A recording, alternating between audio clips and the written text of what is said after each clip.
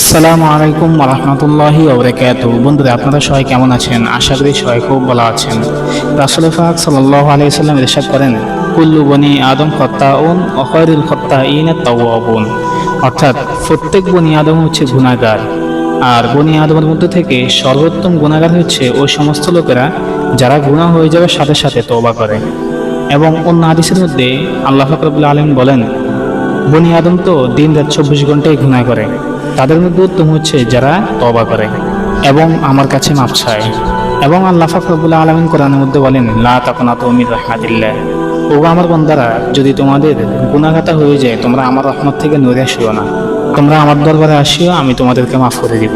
বন্ধুরা, যতই গুনাহ হয়ে যাক না কেন, আমরা আল্লাহ তাআলার দরবার ছাড়বো না। আল্লাহ পাক তো বসে রয়েছেন আমাদেরকে মাফ করার জন্য, কারণ তিনি তো হচ্ছেন রহমান, রহিম, গফফার, গফুর। তিনি দয়াবান এবং মাফ করেনেওয়ালা।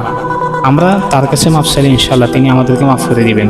আর এই ভিডিওটি অন্যকেও শেয়ার করে দিয়ে তাকে জানার সুযোগ করে দেন, এবং এই দাওয়াতটি অন্যদের কাছে পৌঁছে দিয়ে আপনিও সওয়াবের অধিকারী হয়ে যান। বন্ধুরা, এমনই ইসলামিক ভিডিও পেতে আমাদের চ্যানেলটিকে সাবস্ক্রাইব করে রাখুন। তো দেখা হবে অন্য কোনো ভিডিওতে। আল্লাহ হাফেজ। আসসালামু আলাইকুম ওয়া রাহমাতুল্লাহ।